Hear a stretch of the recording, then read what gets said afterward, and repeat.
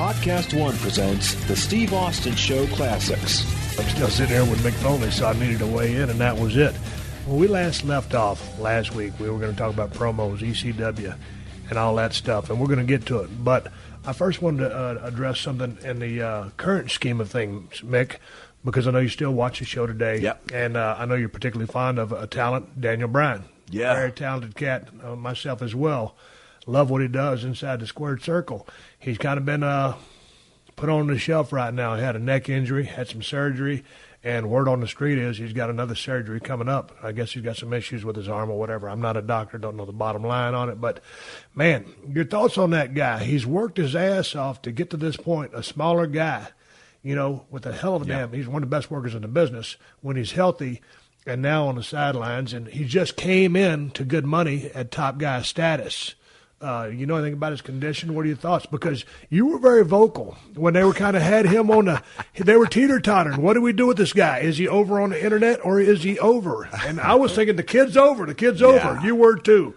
So you were behind the Daniel Bryan cause. I Pull was. the trigger on him, put the belt on him at Mania. Let's go. And I don't know for a fact that my opinion, changed anybody else's, but I know they were reading everything that I wrote. That was the one time, and we were talking about last week, I didn't complain about every paycheck. It was a rarity. It was regular enough that they knew that there would be a phone call if I got something I thought was light. But I very rarely weigh in on content. I especially when I was a paid ambassador, and for the by and large, I did enjoy the product. Like if I wrote a post, the famous tweet was following the Royal Rumble was, and I don't even remember writing it. I know it's mine. Right. I don't remember what I was thinking when I sent out. Does at WWE hate its own fans? I've never been so disgusted after a PPV. And apparently I was voicing what was on a lot of people's minds because my son said, Dad, you know how many retweets you got? Not to turn this into a tech fest, but Go ahead. The most I'd ever gotten was when the King had the heart attack on live TV, and I'd sent out a very earnest prayer, and I got about 2,500 retweets. And I thought that was probably in the territory. And he goes, no, 16,000. Wow. I went up, I think, to like 25,000. Like I was in Justin Bieber territory all of a sudden. Because I was echoing what was on a lot of people's minds, and probably on the minds of a lot of the guys, too, who, weren't in a position to say anything. And I also, I reached out to the three guys that I thought had been most grievously harmed that night, and that was Ziggler, Punk, and Daniel. I'm a glass half full guy. So the glass half full is that my kids looked on in amazement as these top guys in the company got back to me within minutes, and they're like, Dad, why do they respond so quickly to you? And I said, you don't know? And he said, no. I said, because I'm Mick fucking Foley. Boom! You see what I did there? Stole it, man. Inside joke between me and Mick. God damn it, kid. Last week he was Cactus fucking Jack. This week is Mick fucking Foley.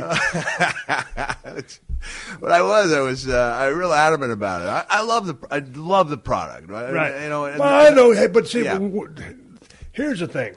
My time has come and gone. Yours has too. Yeah. But I still reserve the right to voice my opinion and be passionate about the product because I care about today's guys and gals, and I care about the system. Yeah. So I'm not bitter at all, but I am passionate, and I still love the business. So I want to voice my concerns. I just don't, and you don't. We don't want to come off as craggy, bitter, just mad at the world. Yeah. Because we're not. No. The glass is half full. Some of it's damn near full, in my opinion. Even I'm going through a strained period with WWE, and I'm seriously looking at it like this is a moment. This is How strained is it? What's strained? Pretty strained. Y'all pull a hamstring?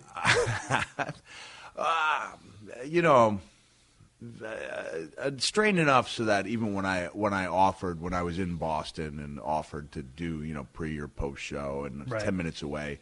Do my own show, which had been booked months earlier. They didn't get back. Mark Carrano said, I'll check and see. They didn't get back to me. And so I just thought, you know what, let's take some time away. Maybe I'll have to miss this Thanksgiving. Maybe there'll be a WrestleMania that'll pass. But I don't in any way see, like, the door being shut.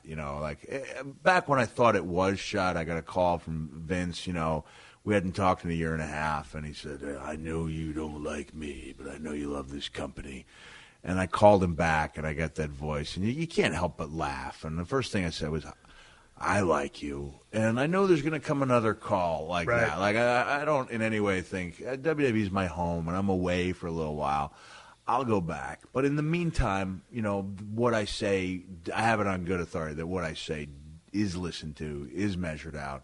That night in question, I told, I didn't have Daniel's cell, so I conveniently reached out to Bree. It's funny because so you had Bree's cell, but not Daniel's. That makes total sense. It's his wife. But she's a great. When you can pop Mick Foley, you can pop anybody. I should just ask her for Daniel's number. I guess I could. See what he did, folks? The kid stole it. But the Daniel Bryan Kane thing, hug it out, began as a rib on Daniel because he's not a hugger. Even you and I, we bro it out a little bit. But you'll see Daniel, and specifically, like, the Divas will go up and extend a hand. And I asked him, and he goes, I don't hug. And then I'm watching TV a couple months later, and he's doing this thing that's based around two guys hugging each other. Like, it's a rib, Right. It's a rib on Daniel that ended up being big money and catapulted him. Put another just great year under Kane's belt. And so I said to Bree, I said, I know Daniel's not a hugger, but if I was here, I told her I'm going to reach out, to the three people, Hunter, Stephanie, Vince, and tell them how wrong this whole thing is. And then I texted her back and I said, I just got on a cell phone, didn't really know the ins and outs of it, didn't know copying and pasting. And I said, I know Daniel's not a hugger, but tell him if I was there, I'd give him a big hug and tell him how messed up this whole thing is. And then I handed the phone to my son to try to do the copying and pasting. He goes, Dad, you just sent that to Vince McMahon. And I hadn't texted Vince in about a year. So my first text to Vince was, I'd give Daniel Bryan a hug. And my second text was, oops.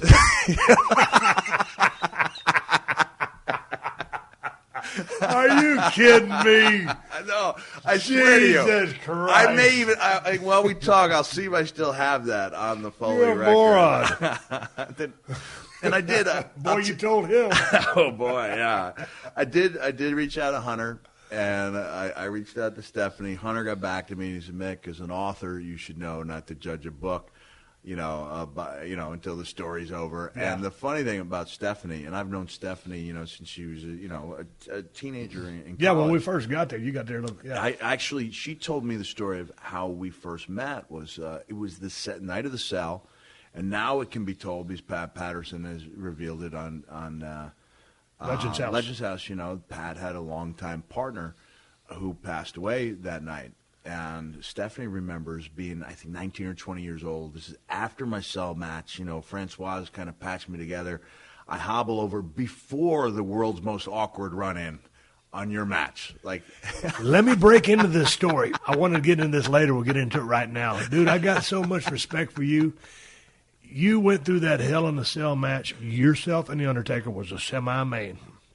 It was me and Kane in the main event in the first blood match. Now, 4 days earlier, I had wrestled you at the Houston Summit. We were on top. Place was sold out. Coming out of that match, I couldn't stop shaking. I got whatever you call it, chills.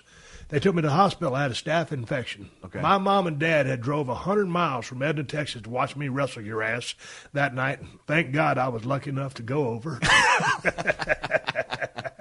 And these days, as we speak now, Joel Osteen's packing them in every Sunday night doing his ministry gimmick over there. But anyway, you and me working on top. I spent 3 days at Herman Hospital, IVs, getting antibiotics put into my system. My elbow was swollen up. Badass staph infection. Had to wrestle you in a pay-per-view. Hell in a Cell. First blood match. And, man, you and Undertaker went out there and just ripped it up. And a great story, great bumps. Just, Y'all stole the show from us. Yeah, well, you can't follow that. But my point is, after all the devastation you had sustained in that match, here you come. And I always tell his people, I say, here comes that stupid-ass Jack running out because you got to take a stunner. And I meant that with respect. Yeah, I appreciate comes that, Jack running out there, kind of sideways like John Wayne, like a crab. And all the stuff, I mean, dude, those bumps you took, that one where you almost drove your head in the mat, had you turned your shoulder, it was just a fluke that you didn't get killed. But here you come after all that bullshit that you had just went through, all those bumps, the thumbtacks, to take a stunner from my ass, for me to feed into the chair to get the color from a taker. But I'll never forget that. Now, y'all stole the show, hands down, more power to you. But I just respected the shit out of you for running down and taking a stunner. And we got to get back to your story. In retrospect, that's probably one of those things that we should have changed. Yeah. I'm pretty sure they went to you and got, Steve, given what Mick's been through, like, we're not going to send him back. I think everyone would have been understanding of that. But you know what? You're so right, but we didn't think like that back then. No, and we didn't. And I've mentioned, this was more last year's show. I was talking about the irony. Professional wrestling is, it's the sport that, most people there are wrestling fans that go to my shows. I say everybody's been mocked or derided a time or two for watching that fake sport, the show business sport. I said, but, you walk up to the most ardent MMA enthusiast and say, hey, man, does your sport continue when one of the participants is no longer conscious? Yeah. His mind does. Yeah. And then, the fun of it is, like, you can play with the words 100 different ways, and I'll do it like, we didn't stop matches. And if I'm feeling good, we didn't stop matches. We bought time. Like the idea. And you can almost picture Vince behind the curtain going, buy him some time. Yeah. And so the emotions of the match is trying to piece together this outcome, get to the desired outcome when one of the guys is no longer conscious. And I think that's, where the drama of it comes in. But let me go back to Stephanie. Yeah, back to the story at hand. Sorry, I had to interject. I find out in between being patched up and making the world's most awkward run-in, Pat Patterson's partner has passed away. And I went to the office he was in. He was beside himself, and I gave him a hug. And I don't remember this. And Stephanie says, I saw her out of the corner of my eye, and I gave her a little crooked smile. That was how we met. And here is the text. I was copying and pasting, and it said, Vince, this is Vince. It's Mick Foley. As you know, I don't reach out to you too often, but I think the company's making a big mistake by not giving people what they want in Daniel Bryan. Then I think I'm texting Bree, and I say, I think I copying and pasting the message. I said, that was my message to Vince, even though I misspelled his name. I know Brian is not a hugger, but tell him I would give him one now if I could. I'll leave you guys alone now, but I just wanted you to know how I felt and how wrong I think it is, and then you read that for yourself. Vince, as you might have known, that last message was not meant for you. Let me read that without fucking it up. So here's the text to Vince where Mick's trying to make it right. Vince, as you might have known, that last message was not meant for you. ... Mick. Dude, this is the kind of shit when you and me and Brian Pillman were traveling. It was ridiculous. When we started off this podcast last week, I left off. I wanted to start talking about promos, but since we're talking about the current situation, we just talking about I Daniel never gave Bryan. an answer about Daniel. Yeah, I know. I'm waiting to hear it. You keep putting me off. Here's a kid. I mean, I remember going to him because at one point he was contemplating leaving the wrestling business to join the Peace Corps. And he said, wrestling's important, but so is making a difference. And I remember, not knowing him that well. I knew him a little bit from Ring of Honor. And to be honest, and I've admitted this, like I went to Vince, I went to bat for a couple guys, Punk, Samoa Joe, and Homicide, who I thought I'm a big Samoa Joe fan, too. Yeah, they just didn't see that. I think one of the things Punk had going for him was that Ricky Steamboat was going to bat for him, too. Right. And I have to think that both me and Ricky come from exact opposite sides of the wrestling spectrum, both pitching for the same guy, may have helped his cause out a little bit. But Daniel was a guy, Brian Danielson was a guy, I knew he was a great talent. I didn't see him as a WWE guy, so I missed the boat on him. I wouldn't have predicted that for him. But he's a good, he's a really good. I don't want a young man. He's a good guy. Good dude. He's got a good heart. And I went up to him and I said, I heard you were contemplating, leaving the business, to make a difference. And I said, if I can suggest something, try to get as far as you can in this business and then go out and make a bigger difference. And I wouldn't be surprised, knowing the way that he lives, if the money that he did make in that short run on top, and knowing that his wife is not someone who needs a lot, that breathes. It was funny because even when I couldn't tell them apart physically, I knew that one of them, I knew there was vast differences between the two of them. And when I reach out, I said, just do make sure he's okay. The business will roll on. They'll find a way to make it work, but you only get that one shot. I hope he comes back, but I hope he doesn't come back until he's fully healed. And I think that spot will still be there. I mean, he's going to have to fight for it. Going to have to fight for it, but then also just the crowd moving along as it has. Sometimes just the window can slide closed a little bit. Steve, one thing sometimes I'll drive down the road and I'll wonder, why was that window so open for me? You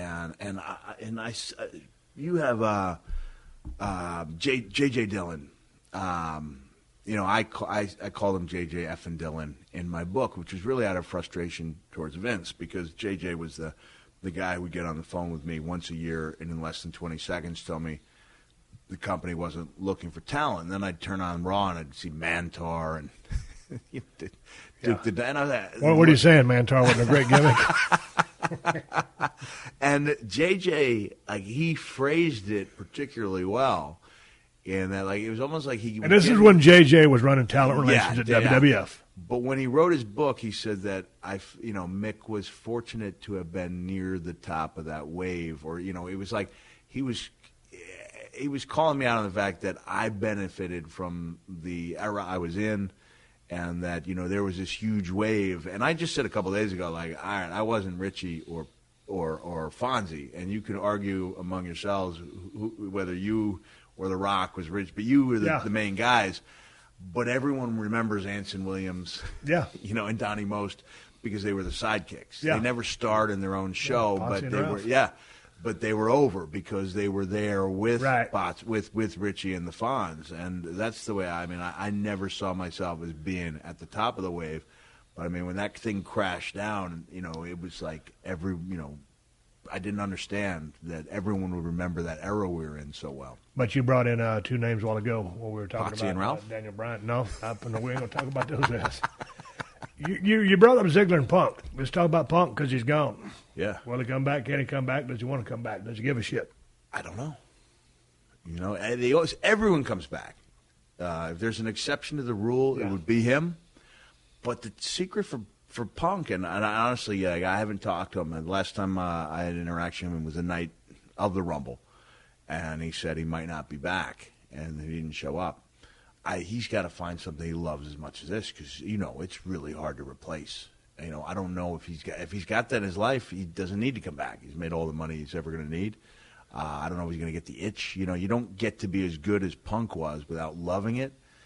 And if you love it, there's really only one place to be. There. Yeah, there. Unless he wants to just be the guy who makes an absolute killing on the independent scene and working comic book conventions and making a handsome living that way. Interesting spot that he's in. Because are you totally fed up with the way things are being done that you remove yourself from the whole picture? Because if it's what you love, and I know he loves the business, I'm not speaking for him, I hadn't talked to him in a year. How do you take yourself out of the equation? I did, when I got a gut full and took my ball and went home. I've talked about that a million times. So, but, Jim Ross sent me a card in the mail, and I jumped at the chance to come back and, get it while I could. You got to make hay while the sun shines. He ain't making hay right now. You can only make hay so long. I don't believe I've ever shared this. When I was about, I was making the decision to do the thing with Ambrose before the doctors stepped in and told me that I'd had my last match. And that grassroots thing was really resonating with the top guys in the company. Punk, Cena, they liked it. It was different. And Punk wanted to be a part of it. And I remember parking outside an arena and texting him. And I said, how I didn't know exactly how old he was. He was 12 years younger than me. I said, 12 years from now, do you envision yourself coming back after a 3-year layoff to do a segment that is intentionally bad, referring to me coming back to do the This Is Your Life John Cena spot? And he said, no. And I said, well, that will give you some indication of how far I've fallen from my ideals. Right. And I will always regret that I let myself, that I let myself fall that far, and that I didn't stand up and fight that one. As I get the call, it is a pretty unusual idea. And under other circumstances, if I'd been back a while, I would have been glad to have done a segment that was purposely bad. If I remember correctly, I would go out there and say, watch this, Steve. And then I would tank an interview just so you could tell me Jock Lanza's, reaction backstage. Yeah. And you come back and you go, that was awful. I know, it was a masterpiece. But my first time back to be in a segment that was intentionally bad was a real... It was a real blow to everything that I thought I had stood for. And I remember Punk, saying he wouldn't be that guy. Right. And I don't know if he's going to come back if it's less than ideal. And if he does come back, if he becomes that guy he hated, Right. If he becomes that part-time guy collecting the big check, then he gets the last laugh, but he does it at the expense of his ideals. Pretty heavy stuff for a wrestling guy. God dang. Look, before we talk about promos, which I said we were going to talk about 20 minutes ago, you brought up one other name, Ziggler. Talented cat. Your thoughts on him? You like him, right? I do like him. I don't know. You know what, Steve? I think Dolph, it's a different world, with all the honesty on the internet, and, you kind of shoot straight with your fans. And I don't know sometimes if he knows where to draw the line between the character and the guy. And somebody said, watch at Real Mick Foley's expression. And this was at the Comic-Con probably 2 years ago. Or maybe it was a year ago. It was a year. And Dolph, they asked how you move up the card. And he goes, well, you try to work your best with this guy. You try to have the best match you get with this guy. And then maybe end up taking John Cena's 5 moves. And the expression I went was the, ooh. Yeah. And it's like, you do, and it's not that John's a vindictive guy, but no top guy likes to be spoken of that way. Right. And I believe you may have had an issue if one of the guys on the ladder had spoken of you that way. Well, it's true. I only had about 3 or 4 moves, not even 5. So, giving Cena credit for 5 is an incredible compliment. Yeah. So I don't think you want to speak like that. And speaking of John, dude, that guy's had a hellacious run. And he's probably still right in the middle of it. I think he's got another 5-6 years left in him. And he's going to go down as one of the greatest champions of all time. And that's a straight-up shoot from Steve Austin. So I got nothing but respect for him. But with Ziggler, I don't really know what or who a Dolph Ziggler is. And I've talked to him at a couple of the functions and Make-A-Wish things at L.A. a couple of years ago when WWE came to town. And I like the guy. I love his work. I'd like to see him a little more physical in the ring. I'd like to see him establish a go-to hold. Yeah. I'd like to see a little bit more offense from him. And I don't mean offense in the vein of a high spot, offense in working an arm and punishing a guy. Your job as a babyface, heel's going to make you look good. You shine, maybe out wrestle him, get a little bit of heat, feel sorry for him. You come back, high spot or 2, go home, and it is what it is, where the finish is. But he just needs to establish himself a little bit more and be a little bit more dominant in the ring. And, a cunt hair stronger, I dare say. Yeah, you heard it, Mick, a cunt hair stronger. I can say that on the Steve Austin Show Unleashed because that's what it is. No, your thoughts on my critique? I like your viewpoint. I think, as wonderful as he is in the ring, there is the sense that he is going to put on a great show every night. And I think sometimes you need to be able to suspend disbelief to where you understand you're not watching a great show. I think he would have gotten there. He was on the right road, and somebody pulled the plug. Sometimes Jack is, I call Jack Mick. I mean, Mick, right. Jack, whatever. I mean, goddamn, we've known each other for, 93, 4? 89? Well, I mean, 89, but then we started traveling together. Yeah, 90. But it's a real interesting story. I guess DDP, someone, maybe Jake told me this story, but when Jake was brought in to WWF by Vince, and Jake's going out, he's trying to have good matches with everybody. Right? You think that's the right thing to do. Have a good match with everybody. He wasn't getting over. Finally, Vince pulls him aside and goes, "What are you doing?" Jake says, "What do you mean? Trying to have good matches." He goes, "I didn't bring you in here to get good matches out of you. I brought you in to get over. Meaning you got to get over, then go have those good matches with everybody. Yeah. Because then you can draw some money." Well, and sometimes, I mean, that's a road that I never really had to go down, and everybody finds their way a different way. And I think it's going to be from him taking more than giving more in the ring. And sometimes, I mean, it's a 50-50, a 60-40, 70-30. You can place a percentage on it. One of the most uncomfortable matches I ever had, and Sean Waltman will tell you the same thing. And they're hard matches. Is when I thought I needed to look strong to work with Hunter, and he wanted to have a good match. And it was like, I like this guy. I respect this guy. I completely understand where he's coming from, but I strongly feel like I need this. And it's really hard. It's hard to. It is if you don't have that in your personality, and I don't. I hate to be a selfish guy in the ring, but sometimes you just gotta. And sometimes you need that agent to step in and say, "You know what? Here's what we need." And this is a conversation we had last week when the weight got taken off your shoulders and mine to ride off in the sunset. Yeah. Sometimes you need that agent to just come in and say, "Look, you and I, hey, listen, Mick, we need Steve at about 70-80% in this match." You understand? And that leaves you 20 to 30. I remember when Jerry Briscoe was there for me when I debuted the day after WrestleMania with Bob Holly. And Bob's a tough son of a gun. Yep. And Bob wanted to get his stuff in. And Jerry was there to let Bob know that I had to get over, I needed to get over. And I told him I would gladly repay him at another time. That's what I was saying, not a knock on Sean. It's just saying, when you're up there, you have these very difficult decisions to make, and sometimes you need to look good. One of the biggest moments, defining moment in my career took place in Japan when I had Shoji Nakamaki underneath. Say that 3 times fast. Shoji Nakamaki, known to ICP fans as Lama Nama Numi. I had him. Say that 5 times fast. Lama Nama Numi. And I had him underneath the bed of nails, and I knew I was going to drop an elbow on him. And it's my instinct as a pretty kind and benevolent human being to take care of the man underneath that bed of nails. And I just had this, it was like the scene in Animal House with the devil and the angel.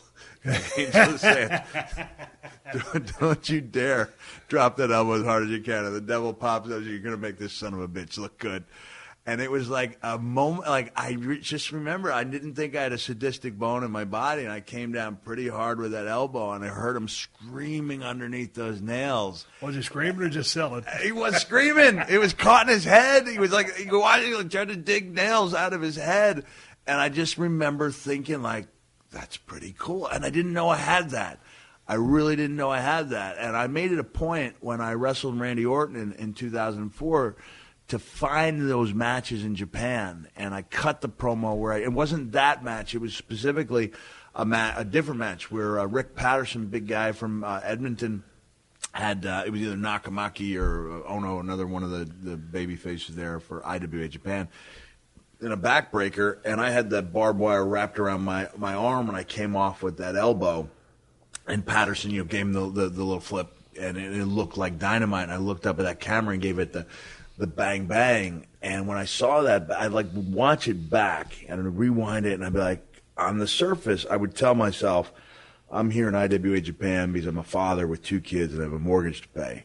But I'd watch that back and I'd be like, there's part of me that does not hate being here. There's part of me that really thrives on being here, not just taking the punishment, but giving it out a little bit.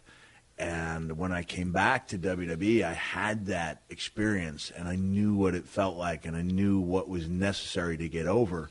And I was able to use those lessons and that experience and to assert myself in those situations when I needed to get over. And I'm being honest, no one's got the great Mick Foley badass story. There's no stories about me taking on 8 guys in a bar, you know. But I would stand up for what I thought was right, and I would risk taking a beating for it. You know, if I thought it was right for business, I would gladly stick up for my right to look good in that ring. Can Dolph Ziggler get over? Yes. He just needs someone to believe in him and give him the chance and state the goals cleanly. If say you were in that dressing room, say for 2 weeks they make you his agent, and you spell it out to him. Right. If he's listening to this podcast, right, and it would hurt me because I like Dolph, and Dolph, like as an entertainer, Dolph goes on his off nights and does comedy, unpaid, unbilled guest sets. Like he's going to be good at everything he does, whether it's amateur wrestling and building up that stellar career, or having matches that are state-of-the-art in our business. But when my 11-year-old goes, this is a great match, but Dolph Ziggler is going to lose because he's Dolph Ziggler, there's a problem. Right. And I think if he was able, honestly, he needs somebody to be willing to put that plug back in and give him I think it's a bit more offense. I think it's establishing not just one go-to hold, but just establishing a hold. One time we were going down the road. We're going to take a break right after this. We're going to talk about promos. One more story from the road. Myself and Paul Orndorff, Mr. Wonderful, used to travel down the road in WCW for a period of time. And he had worked with Paul Roma that night. Before, I guess, they put them in a tag team together. A pretty good tag team. But anyway, there they were working a single. And Paul Roma's a very athletic guy, good drop kick, arm drag, can work. Of course, Paul Orndorff, always gets good heat, shine a guy up, just trademark, straight ahead, good hand. Yeah. Heel or baby, better as a heel. And then I tell you what, I saw him grab a damn arm bar on Paul Roma, and he just stood over him. Paul was seated. Paul Roma was seated. Paul Orndorff was standing, good deep arm bar, and just pulling on that arm, and it just represented power. It was a house show. The lights were what they were, so it was better lighting than TV. It wasn't too bright. And it really resonated with me. And so we were driving down the road, and I said, man, that's a badass match you had with Paul Roma. I said, you know what was my favorite part of the match? He goes, let me think. He went about 2 or 3 miles down the road. He was driving. He goes, it's when I had that arm bar on him. How'd he know? I said, how'd you know? He goes, this is exactly from Paul. This is exactly from Paul Orndorff's lips. He goes, because it was power. He goes, you knew I had control of him. It was power. And I said, I guess you're right, because it resonated with me, and it was just the picture of who was in control right there at that time and who was dominant. So anyway, segue out of that, we're going to take a little pause for the calls and come back and finally talk about promos. Mick, can you cut a promo? Oh, heck yeah. All right, we're coming back with Mick Foley. Talk promos, word from our sponsors. You're listening to another classic episode of The Steve Austin Show, only on PodcastOne.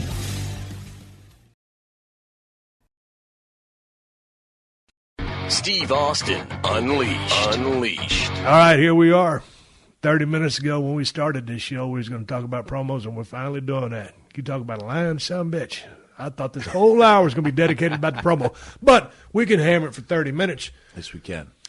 So, coming up in school, short answers. Good student, bad student. Underachiever. I didn't become a good student in college until I started wrestling and had a focus, and then I became a very good college student. Smart or dumb?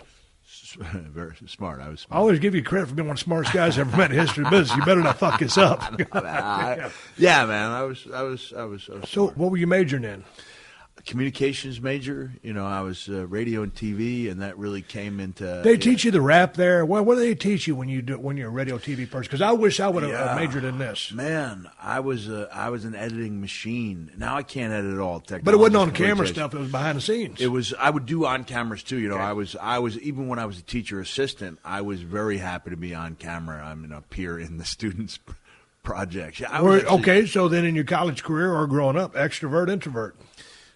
I was an introvert who liked to get reactions as a performer. So then once that camera come on, you're ready to go. Yeah. Okay. Yeah, that's what I thrived on. It was never the competition. It was always about getting the reaction, which is why I'm able to make that really nice segue and get that same feeling of fulfillment from doing my shows that I used to get in the ring. They're different reactions, but I realized, like in '99, as the lighter-hearted mankind, it took me a while to accept that a laugh could be as valuable as a wince.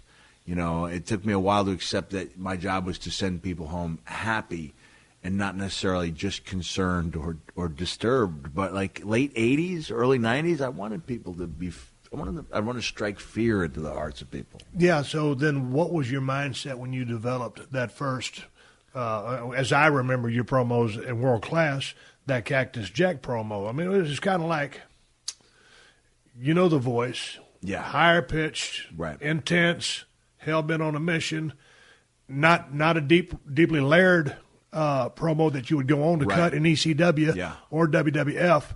So what was the genesis of the promo as far as Cactus Jack speaking to the universe?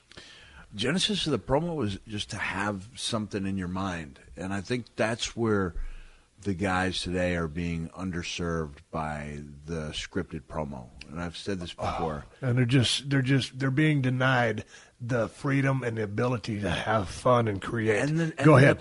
And the necessity and pressure of driving down the road and being driving down the road in character.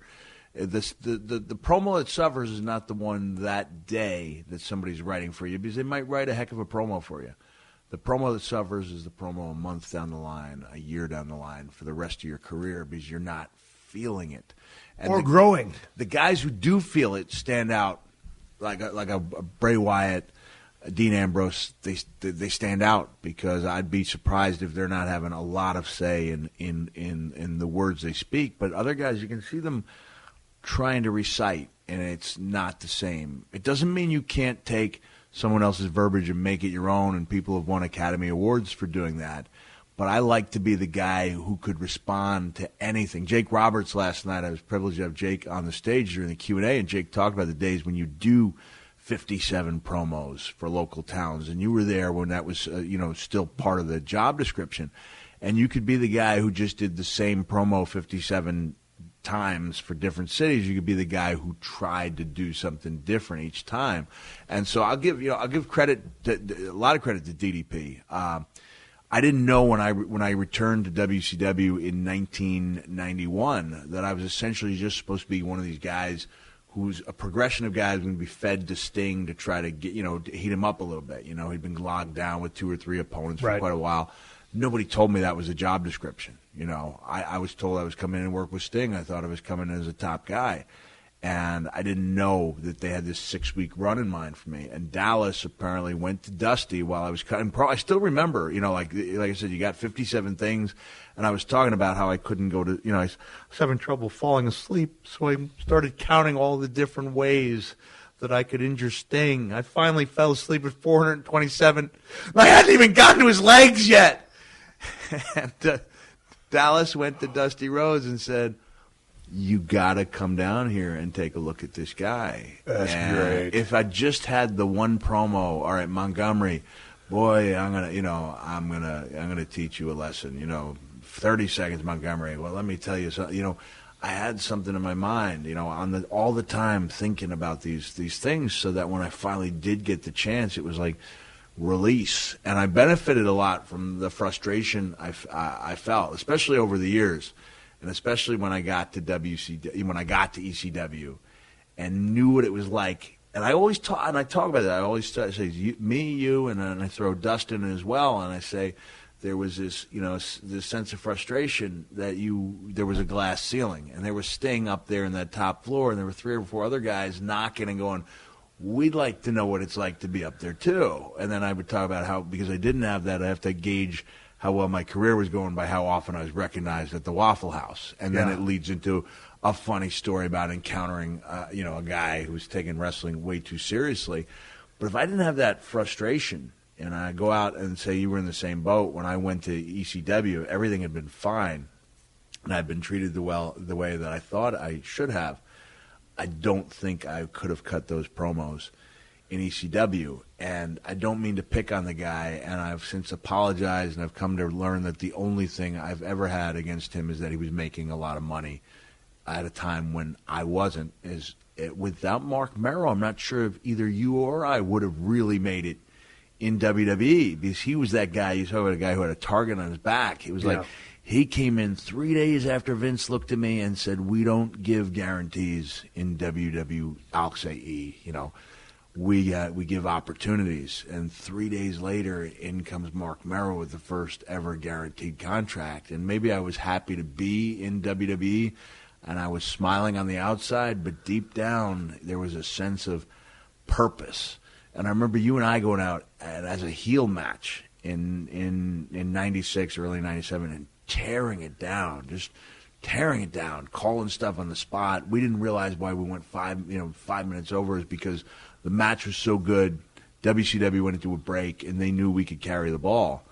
But I think the sense that we both had is we're going to show these guys that they picked the wrong guy to give a contract to. And I honestly, I mean, from an emotionally stable standpoint, I'd like to be able to say I could have cut the same promos if I'd been happy and emotionally healthy, but I was frustrated, I was angry, and I had a way of letting that out in my promo. But where'd the back end of that promo come from when you raised the pitch? Is that the frustration?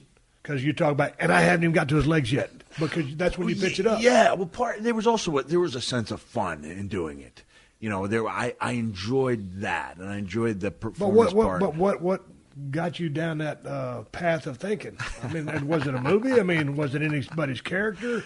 It was talking to guys like Robert Fuller, and it was talking to guys like Jimmy Cornette who believed in me, and it was watching some of the guys, and it was, borrowing a little bit from Terry Funk, borrowing a little bit, even though he wasn't known to be a great promo, borrowing a little bit from Terry Gordy, borrowing a little bit of the animation from Jimmy Snuka. I like the honesty of Terry Gordy. He told you how it was, like it was, as it was. Yeah. And straight at you, both barrels.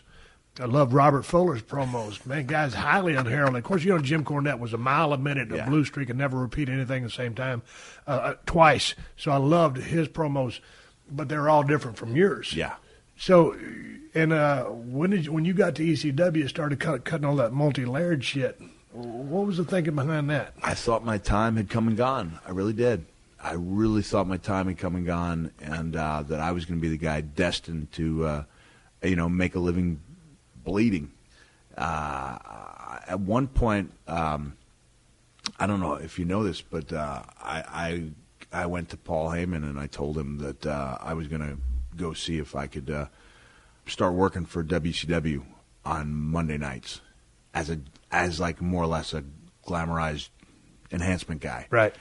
And he said, why do you want to do that? And I said, because I think with ECW, WCW, and the work I'm doing in Japan, I could put together a pretty decent living for myself. He said, you don't think you have what it takes to be in WWE? I said, I know I don't. And Paul, he sat me down and he said, you might think I'm crazy. He said, but if you're willing to listen to me and let me guide you, within 1 year, you're going to get that call from WWE.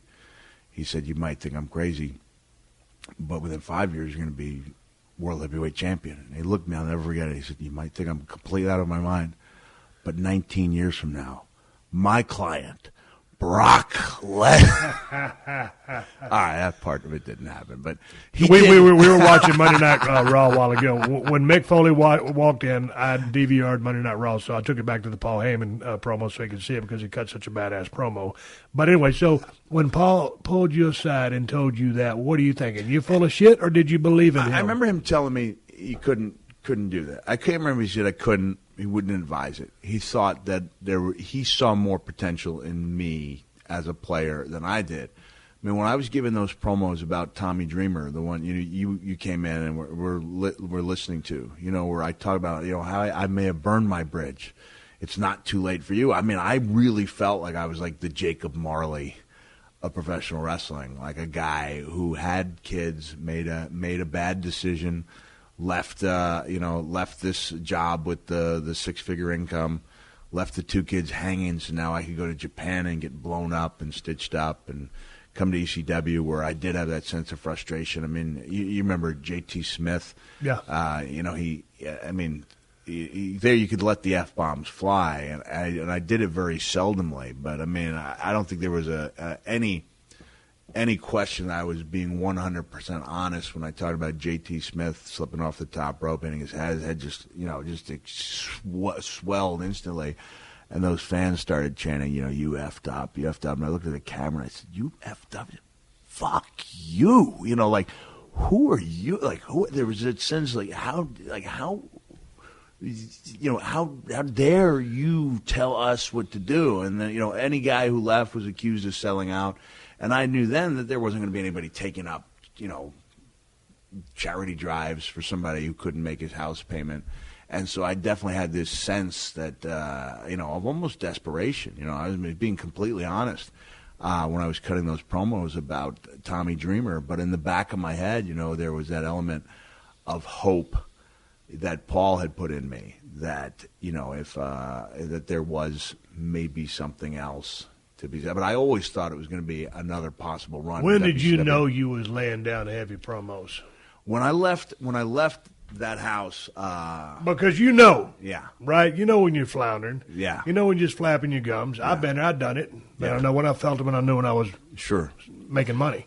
It was, we went to, I think it was Ron Buffone, the cameraman, whose house we'd go to, and we'd cut the promos in the basement. And I cut the 3 promos in a row. It was the Uncle Willie promo, and there was a second promo, and then the famous Kane Dewey promo. Yeah. Cut them. I had my kids and my wife. I dropped them off at the park. I came back to pick them up like an hour later, and I felt like I was like a different man. Like I'm in complete control. Like I can do this. I didn't know if I'd ever get the chance to do it on a major level again, but I realized that I was, like in, like some rare air there with the ability to. Now, how long did you think about these? I mean, because I would imagine you put a little bit of thought, but I would imagine you just going with the flow. 70%. Thought. I never wrote them down. I remember, as nice it was that Joey said I showed off my skills as a writer, I never wrote anything down. Not even a phrase. It was all going down the road. The car was always like my, my play. Think tank? Yeah, it was like my think tank. Yeah. To this day, it's the only place where I listen to music. And I'd listen to those songs, and I'd see these images, come alive in my head. And especially as I got older and realized that, the moment when I started thinking good enough was good enough, I realized I'd lost the race. That I wasn't somebody I could be proud of anymore. Like I liked being that guy, whose biggest obstacle was taking the images that were so real to me in my head and making them come to life the next night in a promo, or making them come to life in a match the next month. They were very real to me. And there was times when I had to struggle to try to translate that and bring it alive in the ring, especially given, the limited physical hand I had.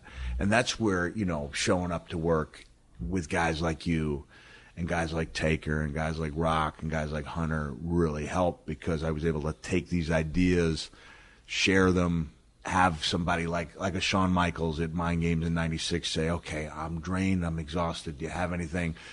Here you go. Here's 26 minutes worth of stuff I've got on my mind, and have him go, wow, not only is that great, but you're looking out for me, and you're going to try to make me look as good as you possibly can while getting over yourself, which was always the goal.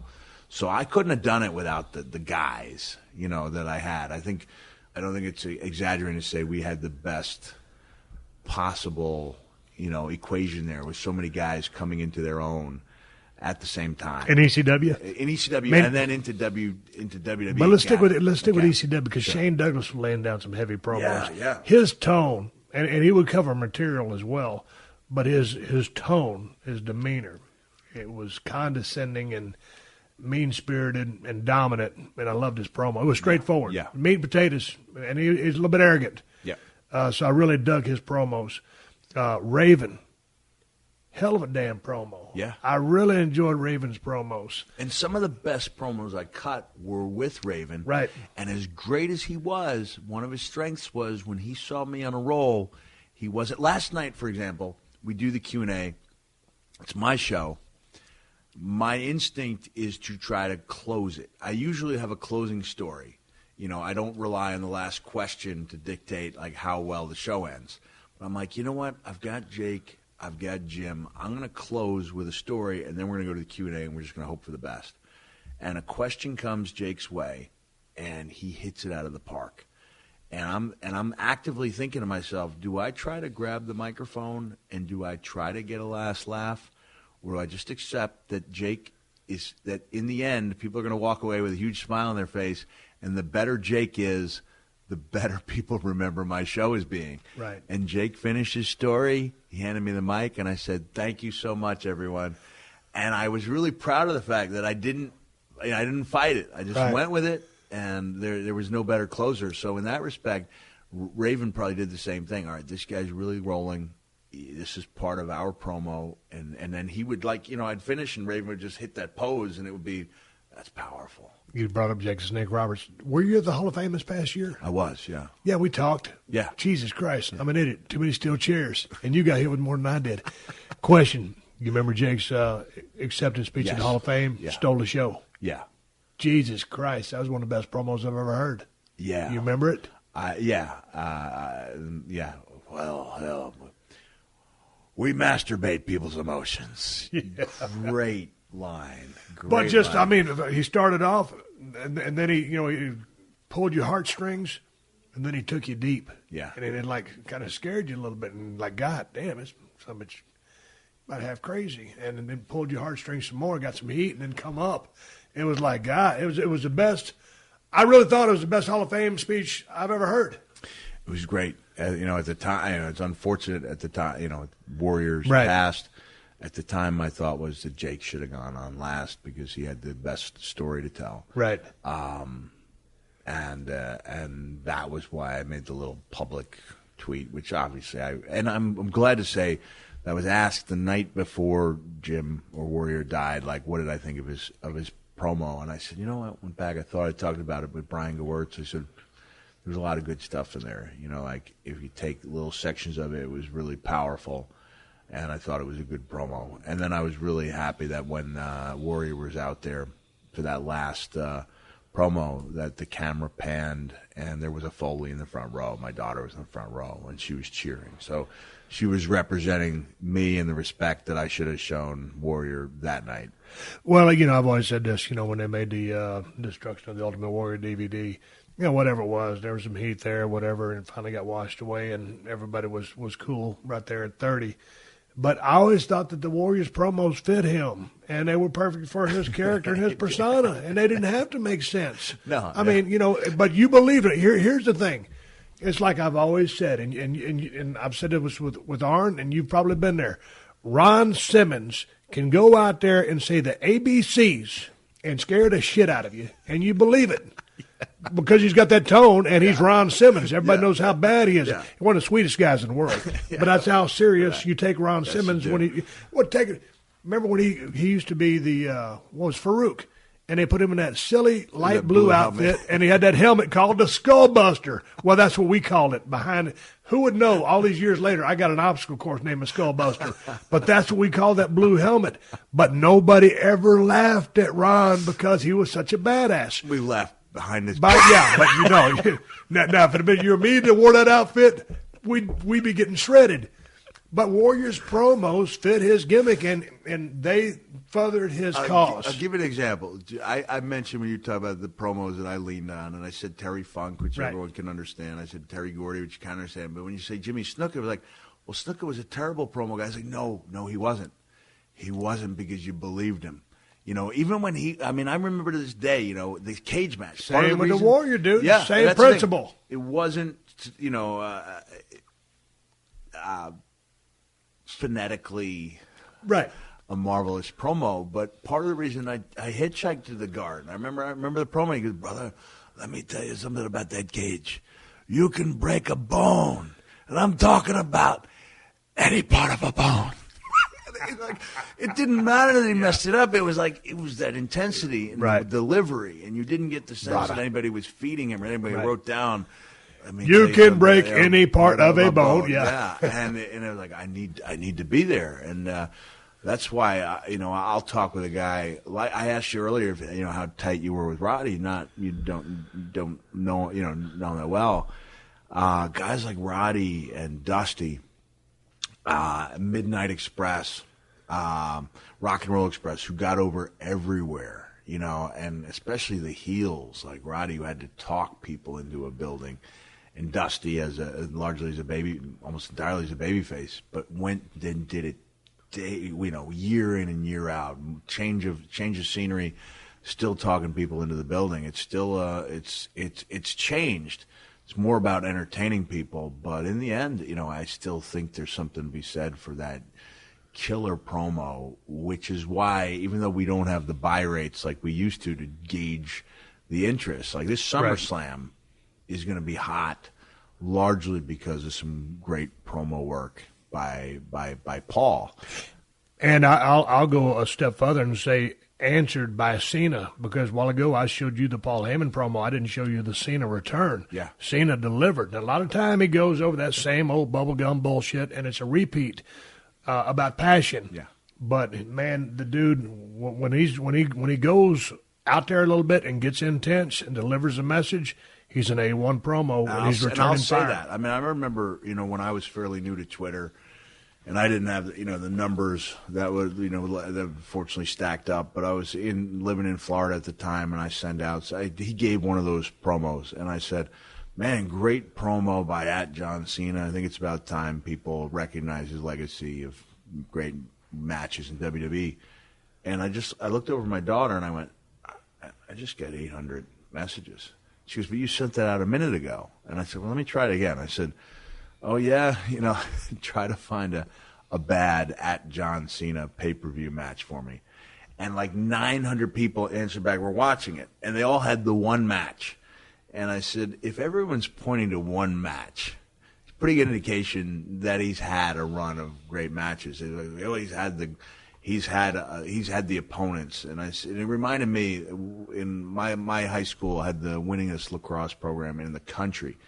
And there were people in the community who thought that this coach, Joe Cuso, didn't know how to coach, that he compiled 700 wins by having the right talent every year for 39 years. It's completely ridiculous, and guys say, well, he had the right talent. Like, what about that match with great Kyle? Yeah. And it was the first time I'd had a negative backlash. By and large, up to that point, it was people who were agreeing with what I had to say. And when I came back to WWE for one of my occasional stops, I remember John pulled me aside and he just said, "Thank you." And that's all he said. I knew exactly what he was talking about. And I just said, "Yeah, John," I said, I feel like I'm entitled to, I don't think wrestling's history should be written solely by the fans. Like, I think I have a say as well. And I felt like that needed to be said. But you're right. When he's on his game, he's as good as anyone. Talking to the legend Mick Foley, we're talking about all kinds of bullshit here today on the show. I'll take a pause for the calls and a word from my sponsors. Coming right back with the one and only Mick Foley. You're listening to another classic episode of The Steve Austin Show, only on PodcastOne. A true crime podcast. It got me upset because this is someone's kid, and someone knows she's gone. That takes a different approach. It was shocking for something like this to happen in our little town. Focusing on the communities affected by life-shattering crimes. It made news throughout the entire region that these two people had been shot while they slept in such a safe community. To give a new perspective on the devastation crimes can cause. It was shocking for something like this to happen in our little town. Featuring cases from quiet towns to bustling cities and interviewing the people closest to the case. My first thought was that it's an unusual location for us to have a homicide. Listen to the true crime podcast City Confidential and step beyond the yellow tape to learn just how far a crime can reach. There are certain cases in the history of Boston that I think sort of define the city. I think this is one of them. New episodes of the City Confidential podcast are available every Thursday. Available wherever you get your podcasts. All right, coming back with Mick Foley. Real quickly, we're gonna draw this hour in, Mick. Let me ask you a question. We've been talking about some promos and going back to your ECW days.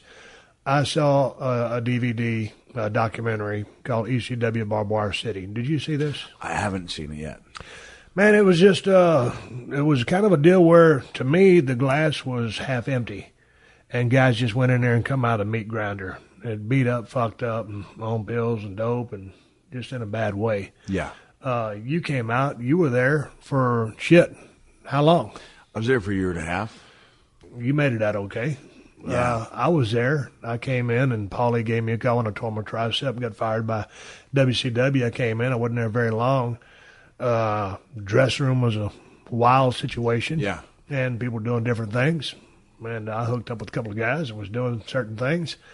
It was an interesting dynamic. Going back to those promos, like, I loved it was a love-hate relationship because I realized it was a dead-end street.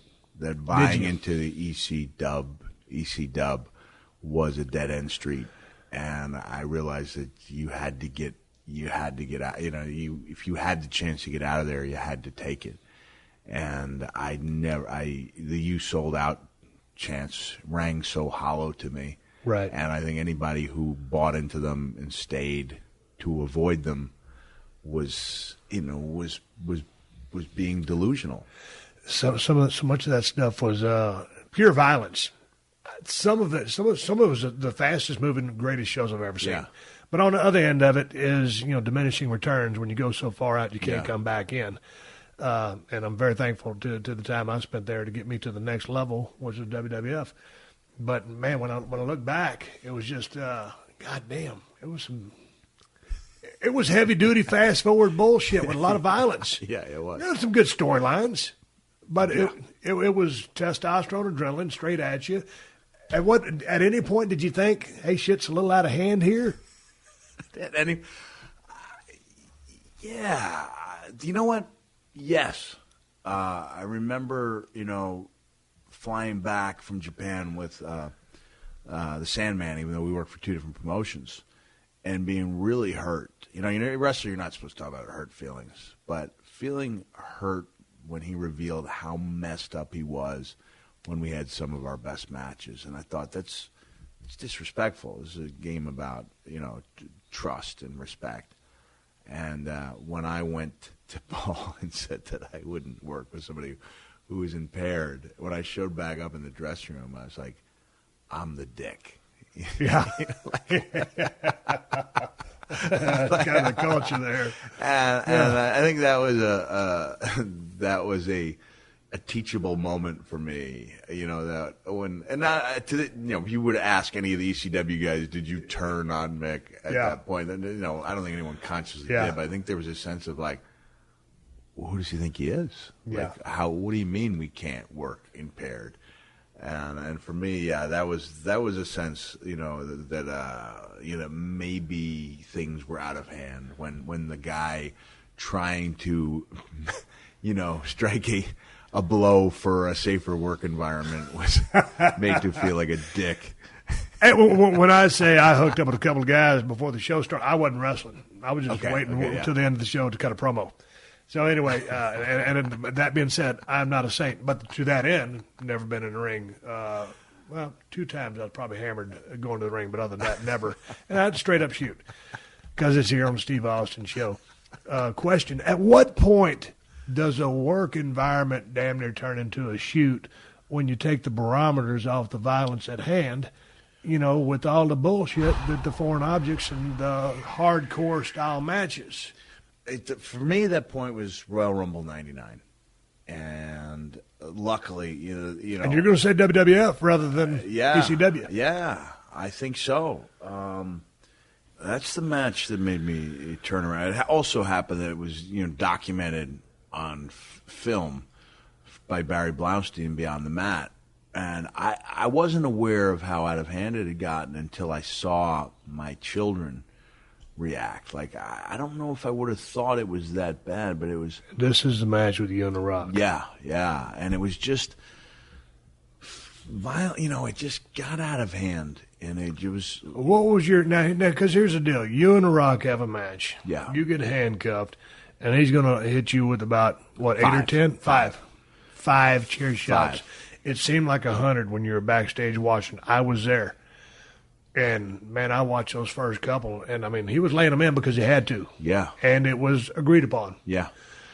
I didn't realize how beneficial your body's ability to give. Not taking anything away from the brutality of a chair shot, but at least when you're you can give a little bit. I didn't understand it. It's like the Cinderella song, don't know what you got until it's gone. Once that ability was gone and my hands were cuffed behind my back and that first chair shot came and it hurt me down to my toes, like I realized this was a whole new level of pain. And my reaction to that shot was to fire up. You know, it was a strange thing. It was a suspension of disbelief. Like I became that character in the worst possible scenario.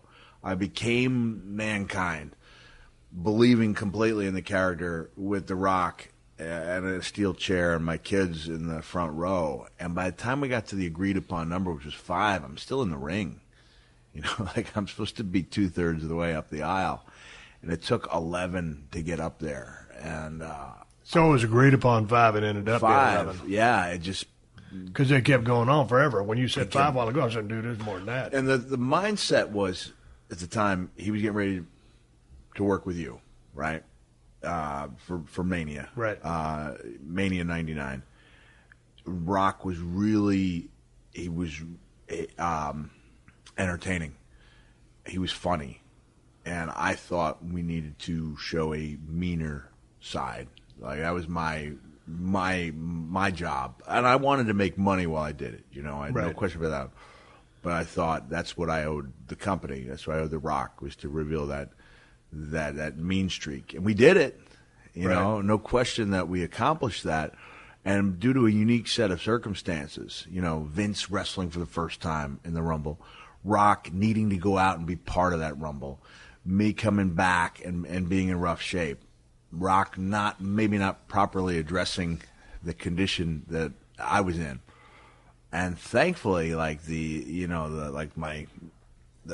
angel on my shoulder turned out to be a Scotty Too Hottie for alerting me that I'd been really rough on The Rock in the commentary for Beyond the Mat, and because if Rock had found that out on his own, and without me telling him and giving him the heads up that I apparently had been a little rough on him in commentary, if he hadn't gone out, you know, that day and watched it with his wife and come back and had a good talk with me, I imagine there'd be some really bad feelings. And you don't want to have bad feelings towards a guy who's doing so much better in life, you know, than you are. What were you saying? I haven't watched it back, but I know that, you know, this is where, you know, maybe if people were scripting promos for me in '99, I would have been a little healthier emotionally, because in the back of my mind, the Rock and Sock connection, you know, we were brought about with the express intent of me turning on The Rock. And immediately my thought was, I'm going to go back to the way I felt that day in the ring. You know, the way I felt backstage. But you keep saying Beyond the Mat. You're talking about the documentary. Documentary. I don't remember you going crazy on a documentary. It was a special edition, maybe 5 years down. Okay. I held on to this for a while. 5 years later, or whatever it was, the case would be special director's cut with me and Jesse doing commentary. Where I still can't watch it. I don't want to hear what I said, but Scotty came up to me, you know, and I'm pretty tight with Scotty. He was like, I watched Beyond the Mat. And I went, yeah? He goes, you kind of buried The Rock. And I went, I did? Like, how bad? He was like, pretty bad. And so I went up. That's the way I like to be, you know, is to be honest with the guy. And then he did go out like that day and got it, watched it with his wife, and he was like, you were pretty tough on me, but I could have been a little more.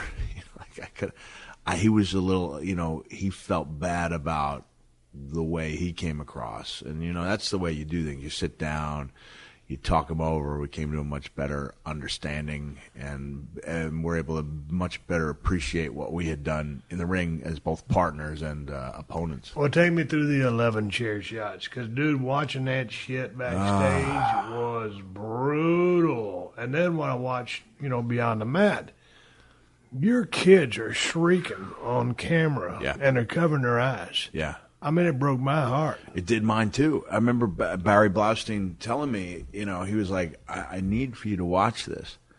I said, what do you mean? From my vantage point, by the time I got back, it was my daughter going, Daddy, it looks like you have a boo-boo. And I said, yeah, honey, Daddy's got a little boo-boo. And she said, Daddy, that looks like a big boo-boo. You know, and on the film, I go, yeah, it is a big.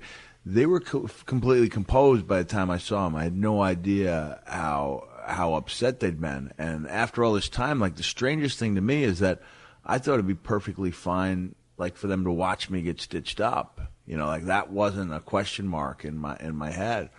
And so it was about that time, you know, late 1999. This is given that I was, you know, en route, you know, on course to make more money than I ever had, you know, with the couple of years coming up.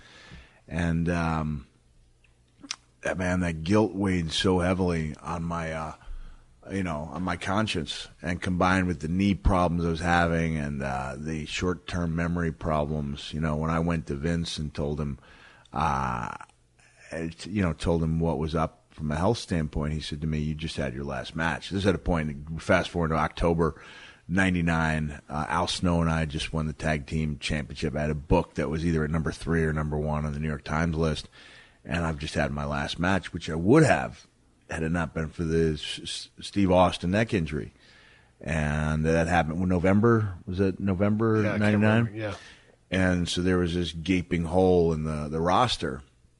And, you know, fortunately, for the sake of, you know, closure and finances, you know, there was that big hole and an opening for a guy to have a couple last matches and go out the way that I wanted to with Triple H. But I saw you kids at WrestleMania 30. When they look back now, I mean, and I can't believe, dude. I mean, it's been so long. Yeah. How old is Noel? Noel's 20. How old is Dewey? Dewey's 22. Okay, now those are the two that I remember. Yeah, I know you have two more kids. Yeah. But so now, when this conversation comes up, how do they reflect on that? What do they remember about it? Are they okay? Did it scar them? Well, kids are resilient. They bounce back. I knew you were going to say that. I knew you was going to say Go, that. John Go Candy, to yeah. patented answer, yeah. You know what? By the time I even found out how badly they had taken it, they seemed to have recovered. But that didn't, it didn't assuage my, concerns. I felt terrible. And then they started thinking that every day I went to work, this is was what gonna happened. Be like that. And they started getting old enough to realize that all those years of saying, "Oh, Daddy's fine, Daddy's fine," they were coming to a point where my body was really starting to show the wear and tear, where I was limping really badly. I'd realize, kicking a ball back and forth. That ball didn't travel exactly to me. I wasn't getting to it. I had no lateral movement, But it was really, from Vince's standpoint, the head injuries, that caused him to say, "You just had." There's a guy, and I'll be glad to, to say bad things about Vince from time to time, but deep down, and I've had this, conversation with people, like, deep down, I think Vince is a really good guy with a couple of quirks. He is a good dude, man. I mean, that guy, hey, straight up, he wouldn't ask you to do anything that he would not do himself. That's the truth, correct? Yeah. That's the way he is. Here's another true statement. If Vince McMahon gives you his word, you don't need a piece of paper, correct? Correct. He's a man of his word. Yeah. Man, I've had high times and low times with him and times in between. I always tell people, man, I learned more working for Vince McMahon than I did in 5 years of college. And I don't know, I just had a good – don't get me wrong. I mean, half the shit, you saw the Austin McMahon feud. You were there. Yeah. And, at times some of it was a shoot. But, I love the guy. I think he's a cool son of a bitch. There'll never be another one of him. He's the most unique individual I've ever met. Nah, you put three guys in a room who've worked for him, and sooner or later they come around to Vince. And some guys are bitter, but most of the time you have the biggest smile on your face. I think the bitter part of being gone from the business is, some of the guys, it's almost a parallel of the NFL.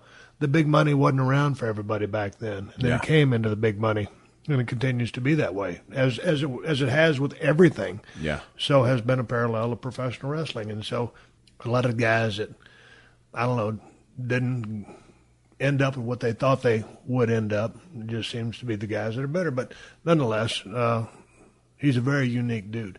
Hey, dude, let's shut this thing down and save a lot more for round 3. Can I just close by saying, Jimmy cracked corn, and I don't care. Jimmy Crack Corn, and I don't care. Jimmy Crack Corn, and I don't care. I've got Olympic gold. You had to go down there. You know what? This is the Steve Austin Show. I'm going to call it audible. Bonus with Mick Foley. This sorry son of a bitch. Where did you and me first meet? Okay, I know we met in Dallas. Yeah, okay, Dallas, but when did we decide we were going to start traveling together? Man, I think, 90. I came back in 91, and, I was with Abdullah. I was with Abdullah the Butcher for a while. I think it was after Abdullah left, and sometime in, the winter of 92, and that was when me, you, and DDP started hooking up and creating some memories. Me, you, and Regal, for some good. But my point is, we always got along, and then all these years later, and then you and I end up in WWF, as you say, E. So there we are. I don't remember where the hell was it. It seemed like somewhere in the Midwest, and this was the Shrimpin' Ain't Easy promo. Yeah. And was that a house show? Milwaukee, was it? Milwaukee was the one. See, here's the thing about you. You have such good recall. Yeah. And after all the steel chairs, you it's remember more than I long did. term. It's razor sharp. Okay. Razor sharp. Short term. It's crazy how the long term and the short term are two different ball games. When I did and I don't mean to leave on a downer, but when I did that impact test, when I went there, and I didn't know how to game the test. Apparently, there's guys who know what the test consists of and try to do poorly on it, so that after an injury, they don't drop off. They're working it. Yeah, which is just doing themselves a disservice. Right. But I took that test and I was answering all the questions and then when they come around and I realized this is about my short-term memory and it's gone. It was so distressing to me that independent of WWE that I called Dr. Cantu at the Boston Center for Traumatic Encephalopathy. And I scheduled an appointment on my own, and it was like a day or two later, John Laurinaitis called me up, and he said, there's been an issue with your impact test. So I had two top neurologists telling me that my time was done. I guess we're done here. No, because we're going to leave on a high note. When did the Shrimpin' Ain't Easy? How do we originally? That was a house show or television taping? It was. I think it began as a way to annoy Jack Lanza. It began as a way to say, "Hey, watch Steve." But somebody recorded. No, this because it's on record. Wasn't it when we went dark on a Raw? You know what? I might be mixing up the few because we went to it a few times. The climactic one, in my opinion, was Shrimpin' Ain't Easy, Pimpin' Ain't Easy, Chimpin' Ain't Easy. Yeah, I'd have to go back and see it. I think I'm actually confusing it with the one in Milwaukee where that was the promo where Rock would come out and talk about your monkey ass and Kane. No, this was what did Jericho come out on this one? I don't know. I can't remember. I'm thinking of the 4-way in Milwaukee where none of us could stop laughing. But and the thing was, as soon as one of us came up with a new gimmick, of course, the next guy's got a top hat, and it was a deal where I ain't got no hair. I got a mustache and a goatee, so I'm laughing. Yeah. And then you put your hand I got my left arm. Yeah. It's like I'm trying to see what time it is right by my mouth so no one can see, the very intense Stone Cold Steve Austin, of course, who we know does not have a sense of humor, laughing. It was absolutely ridiculous. We got to leave on one more high note. I had hurt my neck. Well, what a high note. I had hurt my neck, but they still needed me at the house shows to help draw a house and to keep me, into people's eyeballs and be present. Is this the Popcorn Angel? Yes. So yourself and Owen Hart were working a program, or y'all working on the road. And who was I out there? Was I there? You were out there as my second. I was there as your second. And we almost got you to pop. We almost got you to laugh. And then you were on the fringe, and then we said, all right, we're going to go all out. We're going to go all out today. And we'd find the different foreign objects. And this is when I realized, those hardcore rules, anything goes, could be played one of two different ways. One was the way I specialized, like that heavy concrete, high impact stuff. But I also learned in '97 from like beeling Triple H off the top rope by his nose with a pair of salad tongs, that you could have some fun as well. And so that night, like the killer gimmick was the Santa sack size of popcorn that you'd have from the not catering, but the concession stand. And Owen started hitting me with that bag, you know. And a couple nights before in Anaheim, I'd unloaded like a box of 1,000 soft drink lids. And as they're floating down. No, his knees are buckling. And so we almost had you there, and we finally come back. And I remember, you know, there was some concerns. I think we were in Northern California, and Dave Meltzer from The Observer was going to be there. We didn't want to stink the place up with Meltzer rating us. And then it was like, you know what type of men are we? Like, we're gonna go out of our way to make this the worst match possible if it involves popping Stone Cold. So Owen started hitting me with that Santa sack size of popcorn.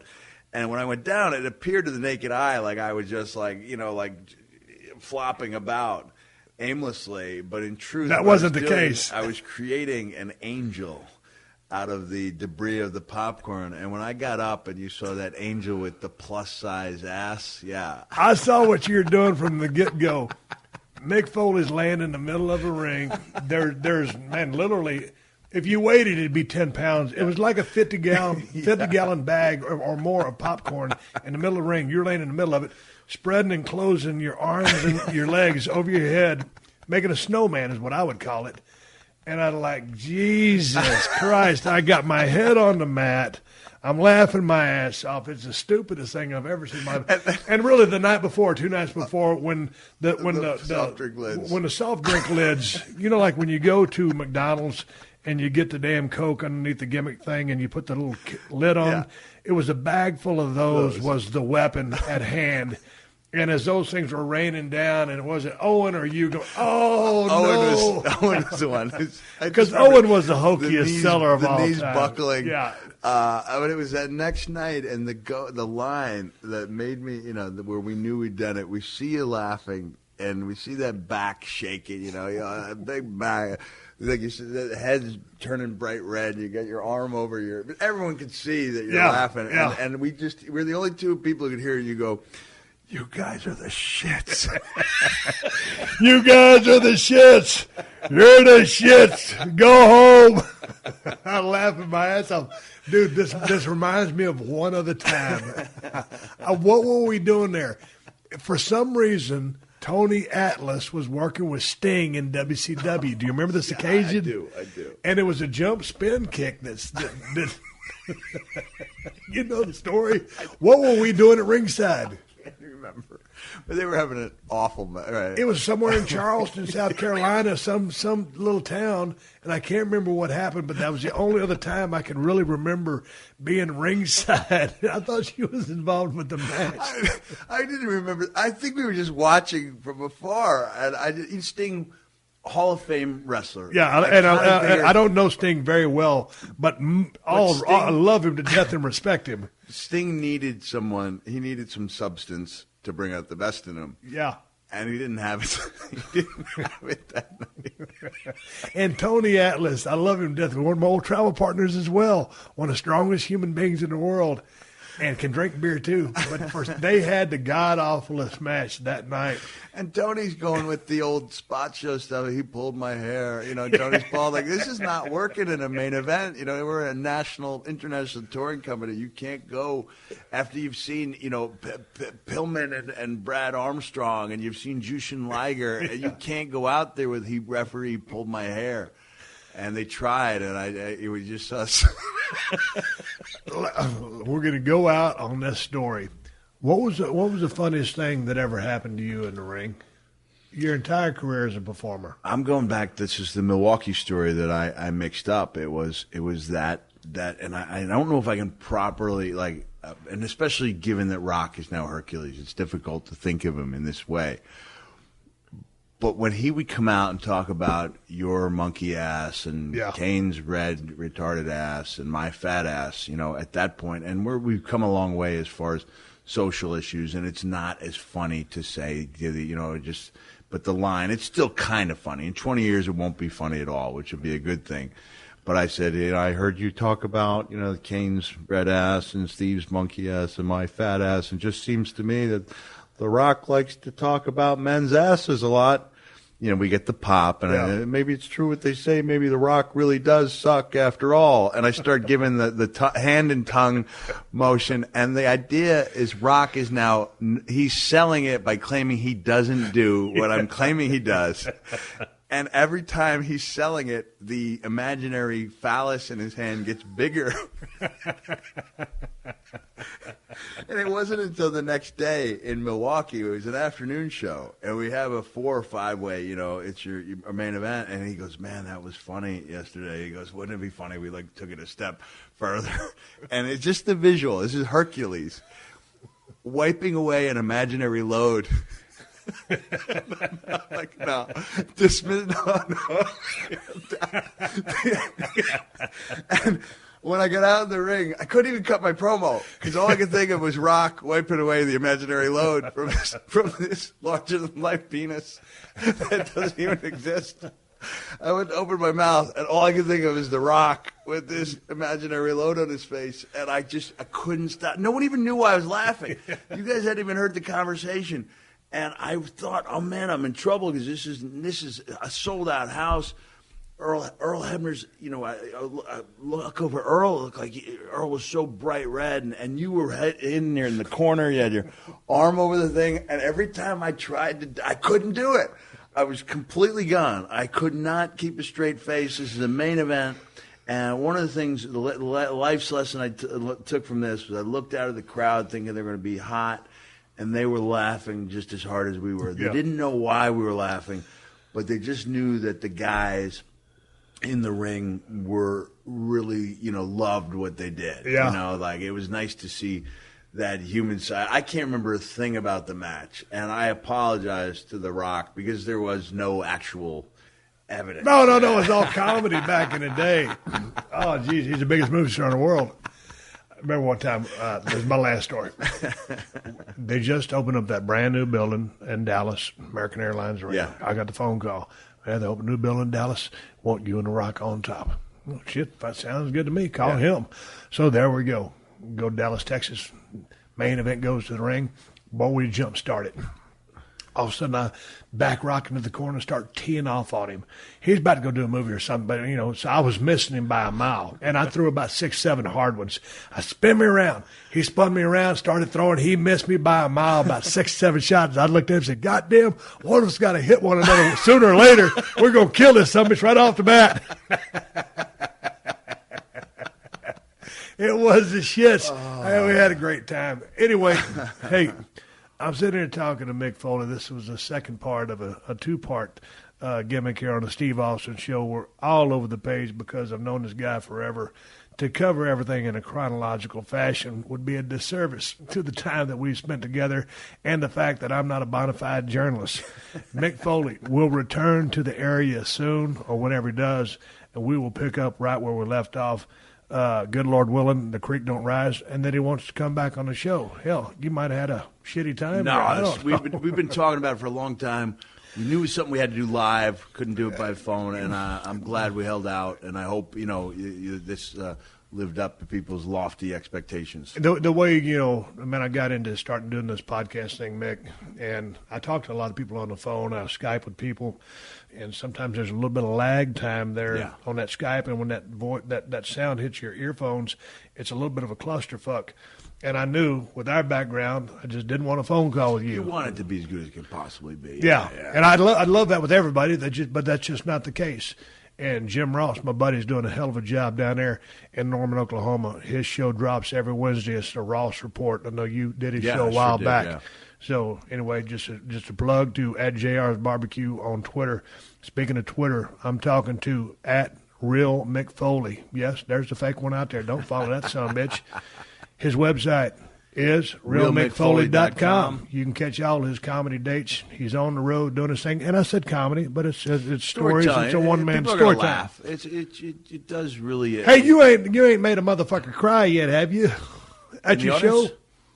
No, I mean embarrassing them? No, just cry. Because your show was so bad. No, your show's about a good time. And it is. People believe that. Not necessarily a one-man stand-up act. Yeah. There was a guy talking about my laughs per minute, And I look at laughs like pops in the ring. It's not about how many you get. It's the way people feel when they walk out of that building. If they got a huge smile on their face. And I think I got a really good big smile ratio, you know. And so the stuff I say is not going to be as laugh out loud funny as top comics, but it's good. It's good storytelling. No, but see, here's the deal, dude. Let me cut you off. I mean, what you're saying is just like going to Japan, whether it's New Japan or All Japan. You know, you've been there. Yeah. All of a sudden, you're in the back. It's your first time over there. You watch Justin Liger and Eddie Guerrero go out there and mix it up. You're like, how do I follow that? Yeah. Well, you just go out there and do your thing. And so that's what you're doing. Tell your you don't try to be right. Sam Kinison or try to be Andrew Dice Clay or Eddie Murphy, some of those cats. You're doing your thing. Doing my thing, and people like it. Everyone's got unique stories. I'm pretty sure in a couple of years there could be some other guys wading in, and I think it's a pretty big canvas. You know, we can all leave our own imprint on there. I just love it, man. And it just going back to what we talked about last week. It makes me feel like I used to feel in the ring without the physical fallout. What do you do after a show, dude? You back in your car because I know you do the autograph thing afterwards. But is there that same adrenaline rush? Sometimes, yeah. If you really feel like you hit it out of the park, it feels like coming back after a great promo. Does your wife ever say to you, "Hey, man, you got to get your ass off the road"? Yeah, you know what? Yeah, I mean, July was July was 22 days away from home. That was a little long. It's a pretty sweet spot in the kids' lives, 11 and 13. They need summer dad. Yeah, they need dad around a little more. So I'm going to try to make it. You say try. You seem like you hell bent on staying on the road. No, I'm gonna make a pact to be home at least half the month, and that's where a pact. Now, what's driving you, dude? A pact. I will. I'm making a promise to my wife that I will be home at least half the month. Do you want to be on the road that much? Can you? I mean, did you not get it out of your system? Well, I do. I mean, I like life. I do like life on the road. I always say when I got a business, I returned back to, and it took me 3 years to make the adjustment to being a civilian. I'm a civilian now. Can you not return to civilian status? I wrote about this in 2007 in Hardcore Diaries. It's like the Bob Seger song. You know, he wants to live like a young man with the wisdom of an old man. He wants his home in security. He wants to live like a sailor at sea. And then Bob's this beautiful loser. You realize you can't have it all. It's like, but I kind of can. You know, like I can go out there, I can do my thing, I can have my fun, I can make my money, I go home, and it's quality time. That's one thing. I remember Jake Roberts gave me a book called The 60-Minute Father about maximizing your time when you're home. So, I mean, when I'm home, I'm pretty good. You know, I'm pretty good. We spend a lot of time.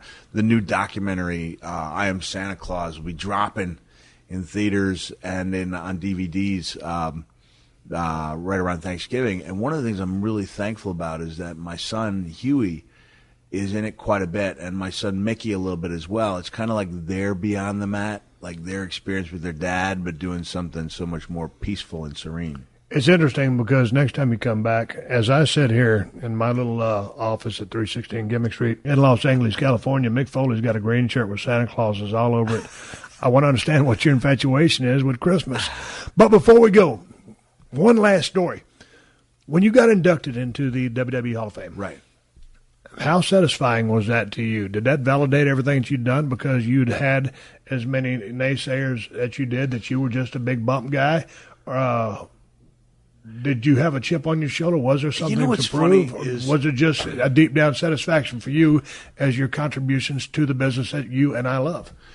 I always had this sense that I wouldn't let anyone define my career by whether or not I was inducted into a Hall of Fame. At the end of the day, it's Vince's, decision.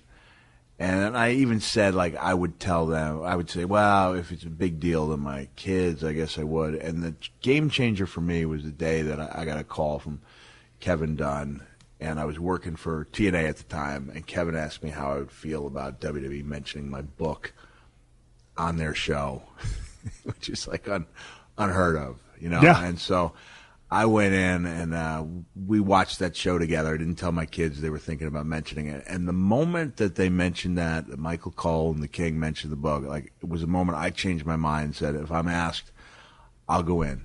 no conditions, I go on last, no conditions at all. Oddly, like up until a day or two before the Hall of Fame induction, it had been brought to my attention that my TV time might be cut for Donald Trump. And I let that get to me. Like, I let things get to me about every 6 months, to the point where I called up my daughter and told her I didn't want anyone coming. I didn't want to give anybody the power to hold over me. I was going to make this as unimportant as I could, and that way the blow would not be as devastating when I was cut from TV. And luckily, by the time I got on the stage, it didn't matter to me that I was on first. I never looked at it like it was anything but the biggest event in my life. I understood, or of my career, I understood from a certain vantage point or perspective that and this may be my last opportunity to address an audience that size in my life, especially for that length of time with my own stories. I might be able to go back out there with something that someone else had written for me under some serious time constraints. And I was in the Garden, which meant so much to me. I had my family with me. I had friends who'd been with me since I was 12. And it was the Garden where I had gone and seen Snuka dive off the top of the cell. And I just had this, conscious, feeling of acceptance that I was going to enjoy the moment, and I did. I mean, the moment when the one thing I regret is when I dropped the elbow on Jericho and I got up and I yelled, "You Adrian," I did it. I'm thinking, go home, go home, and I didn't go home.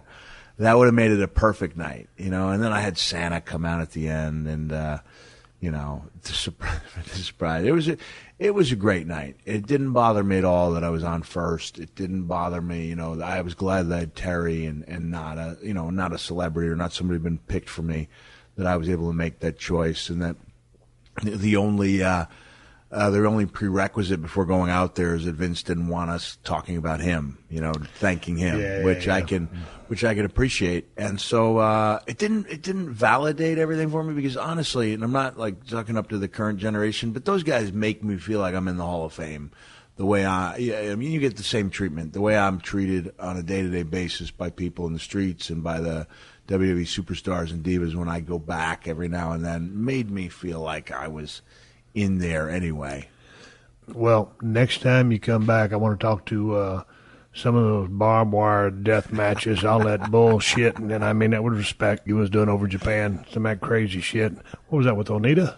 No, I was Onita was the strong. We were the opposition. We were opposition. Japan. It was Terry, and it was Tracy Smothers. All right, well, don't go into it yet. I want to catch that on the next go round, because that was some crazy ass shit, dude. I watched some barbaric, brutal stuff you was putting your body through, but nonetheless, he's driving a white Challenger, riding off in the sunset here at 316 Gibbon Street. Go to realmickfoley.com to find out where he's going to be. If he's in your area, go buy a ticket and check a brother out. Thanks, Mick. Thanks, you. Thank you for joining us for another classic episode of The Steve Austin Show. Please leave a rating and review on Apple Podcasts and tell your friends. For more Steve Austin Show, go to PodcastOne.com. That's PodcastOne.com.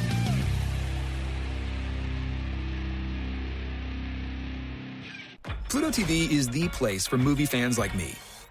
And TV fans like me. They've got something for everyone, and it's totally free. You can binge laugh-out-loud sitcoms like Frasier. And rewatch cult classics like Higher Learning. Whether you're in the mood to solve a little crime before bedtime with NCIS or Tracker. Or curl up with a surefire hit like Forrest Gump. Run, Forrest! Pluto TV has thousands of movies and shows, all for free.